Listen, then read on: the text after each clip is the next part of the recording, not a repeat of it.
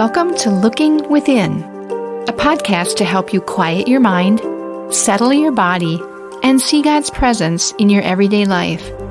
I'm Julie. I hope our time together will help you to feel more grounded, whole, and filled with a growing desire to be a conduit of God's love and presence to the world around you. Now, let's begin.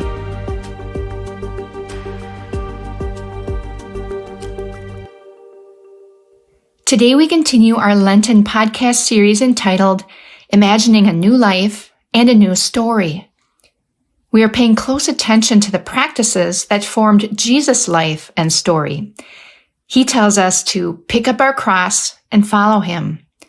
He invites us to pay attention to our stories, particularly the difficult parts, and then to do as he has done, to engage in life with the same practices that he used to form his life and his story. Last week, we considered the practice of solitude and silence, an important reframing of the isolation that we feel now in times of COVID-19. We are to practice hearing not just the voice of fear and scarcity, but especially to hear the voice of abundance and love, the voice of God. This is a foundational practice. We need it throughout our lives, but particularly in the challenges we face today.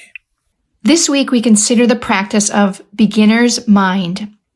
The phrase beginner's mind suggests that we put aside our own wisdom so that we might see things differently and come to a clearer understanding of our story and of our life.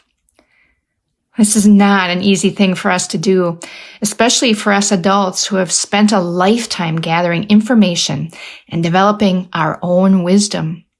We know a lot, and it seems a bit foolish to become a child again. Today, we begin with a story about AA, Alcoholics Anonymous, a story that highlights the importance of having a beginner's mind.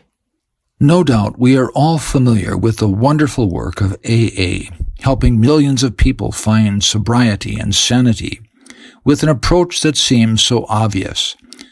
But it wasn't always obvious. It was not the wisdom of the day. There needed to be some people who had a beginner's mind. Mr. Roland H. was just such a man. We give him no last name, honoring the anonymity of the process of AA. He made contact with Carl Jung, world-renowned psychiatrist, a connection that would prove to play a critical role in the founding of AA. Mr. Roland H. had struggled with alcoholism but could find no relief. None, not anywhere. He inquired of Dr. Jung if he had any ideas that might help. Dr. Jung made two comments. First of all, Dr. Jung frankly told him of the hopelessness of any further medical or psychiatric treatment. Second, when asked by Mr. Roland H. if there were any other possibilities of hope, Dr. Jung replied that there might be, provided he could have some sort of religious or spiritual experience. There is no better description of beginner's mind than the story of AA, both its message and its birth. Consider AA's message. From Dr. Jung's advice, the first two of the 12 principles of AA were formulated. Step 1, to admit to hopelessness. And step 2, to replace the self that is at the helm of our mind with God being at the helm. Consider AA's birth. Mr. Roland H. and others with him had reached the end of their wisdom. They were open to any wisdom, even that which was not accepted by any of the professionals of the day. And in so doing, they saw the problem of alcoholism with totally new eyes. And it worked. This beginner's mind can come to us in a time of crisis. St. Paul, originally named Saul, on the road to Damascus, is a good example of this. His mind had become hardened like cement. Nothing could change his mind about Jesus and the early church. He was committed to wiping out the early church, and nothing could change his mind except an encounter with the resurrected Christ that was so frightening that he did not eat or drink for 3 days. It wiped clean all of his wisdom and assumptions about Jesus and the church. He realized how wrong he had been. He let go of all of his own wisdom. He had a beginner's mind. And from that came a new story and a new life for Saul. He became St. Paul. There are moments in life that literally stop us in our tracks. We let go of so much we thought was true. We are ready for wisdom coming from outside of us. But these moments of crisis need not be the only ways this can happen. If we are in agreement that moments of insight are possible where we have a beginner's mind, then we can enter into each spiritual practice with the idea of, God, help me to let go of my foolish mind and be open to your wisdom. That's an important point that I think bears repeating, Charles. With the help of God's Spirit, all of us can access and experience a beginner's mind, even within our everyday spiritual practices. A crisis or life-altering moment isn't required for this to happen. So in our daily devotions, or as we read the Bible, say our prayers, hear a sermon or podcast, spend time with a little child, encounter someone who has hurt us, and as we practiced last week, in silence and solitude and meditation, especially in silence and solitude, we can experience this more and more if we only understand that a beginner's mind is possible and is important. Let's put this idea into practice during some quiet moments together.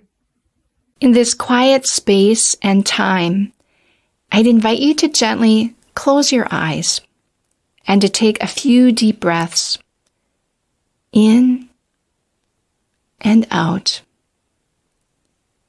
in and out. Hear the sound of the bowl calling you to look within. Let it center you. Let it awaken you to God's presence.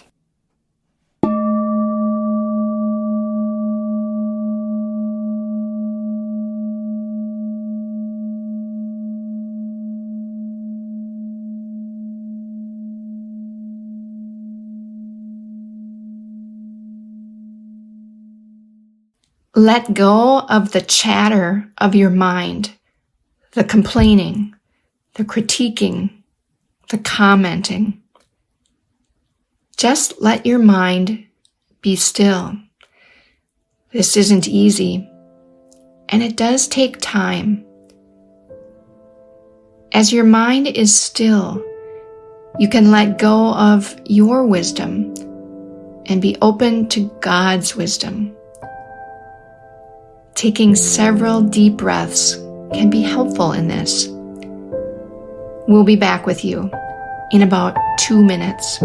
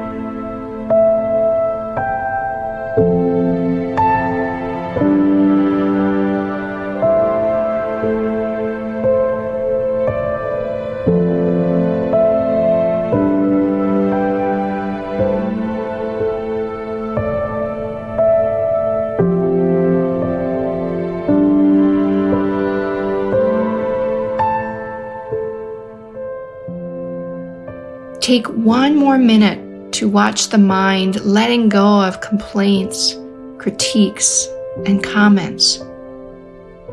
Feel how freeing it is to have this inner space in our heads and hearts. Space for the beginner's mind. Space for God.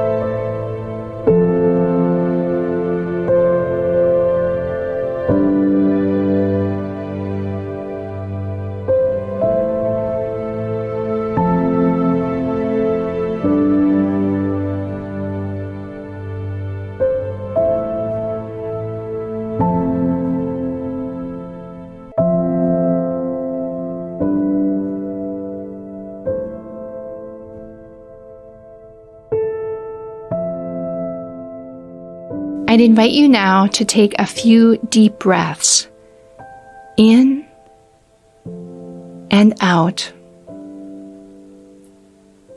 In and out. Hear the bowl sound calling you back to this day. Gently open your eyes, remaining still for a moment longer.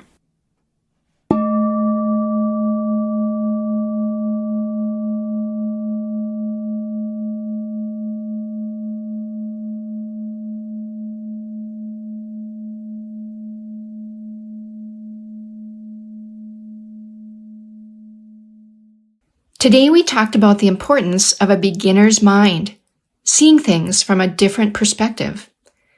That place leads us into a new life and a new story.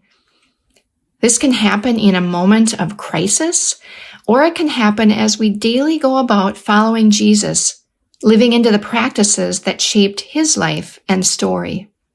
In a bonus episode on Wednesday, we take another look at having the beginner's mind. We will consider how Jesus and the disciples practiced this beginner's mind and began to see a new story and a new life.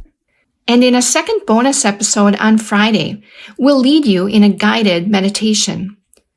Sometimes people find it difficult to sit in silence for even a couple of minutes. The mind jumps from thought to thought, like a monkey jumping from tree to tree. But through a calming and guided experience, we'd like to give you some moments to experience a beginner's mind as it shows up in our practice of meditation. Join us as often as you can during these weeks of Lent. We'll hope to see you again on Wednesday. Thank you for making time for your inner self today, for developing and enriching your relationship with God through reflection and discovery. Whatever you've experienced, carry that with you in the coming days. You can find more episodes at our website, Gloria-Day, that's DEI.com/lookingwithinpodcast, or subscribe through your favorite podcast app. If you know someone who might enjoy and benefit from this podcast, share it with them. Your financial contributions make this ministry possible. To give, visit Gloria-Day.com/giving. Thank you for your support, and we'll see you next time.